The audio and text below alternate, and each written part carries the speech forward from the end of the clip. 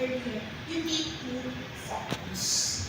And as an entrepreneur also, you need to develop your roadmap for implementation. Okay?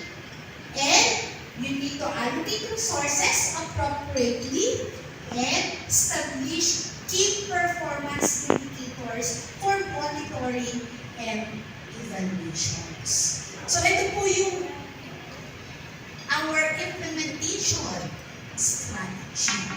So for you to measure now, if okay, meron akong masabi, how are you going to measure now kung naging successful ka sa mga strategies mo?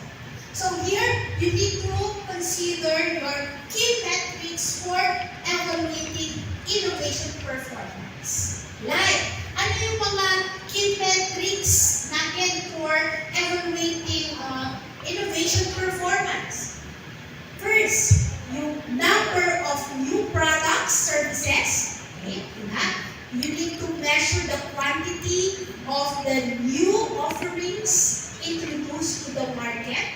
You need also to look into the revenue for the new products or services. You need to assess the revenue generated from the new products or service compared to the existing ones. You need also to look into the market share growth.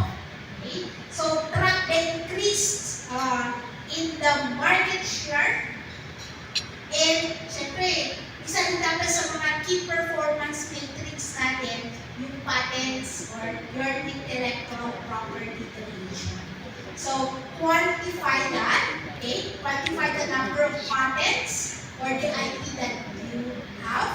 And of course, employee engagement in the innovation is also one of your KPIs. You need to evaluate your employees.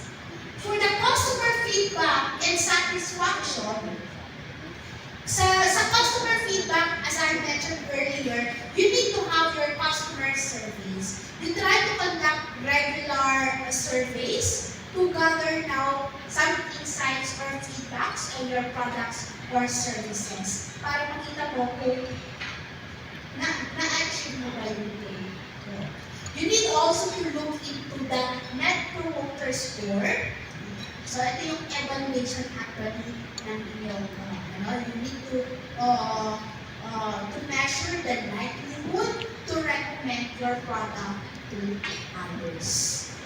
Consider also the customer complaints. You need to monitor the number of complaints and the returns related to your innovative products and services. Then number 4 is time to market. So you need to develop now your cycle time. Measure the time taken from the ideation of your products or services hanggang may launch mo yung product. Check mo rin sa time to market yung speed of iteration. Gaano kabilis. Okay? Assess how quickly the MSMEs can incorporate now the feedbacks para mag-ulit kung kinakailangan.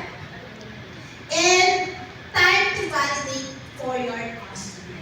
You need also to evaluate how soon the customers derive value from the innovations that you do. And syempre, yung ROI. Okay? So, in the ROI, check mo yung cost savings, calculate mo, ilan ba na-save natin, ilan ba yung na-generate natin na. So, these are how are you going to measure your naging successful ba yung strategies ko in my business. So, as a concluding part, as I have said, there are several tools in evolving ang ating landscape ngayon for the businesses. So, ang masasabi ko lang po, start innovating your business today. Okay? So, if you have further questions po, nandito lang po kami sa table of the TBI team. And I am open now for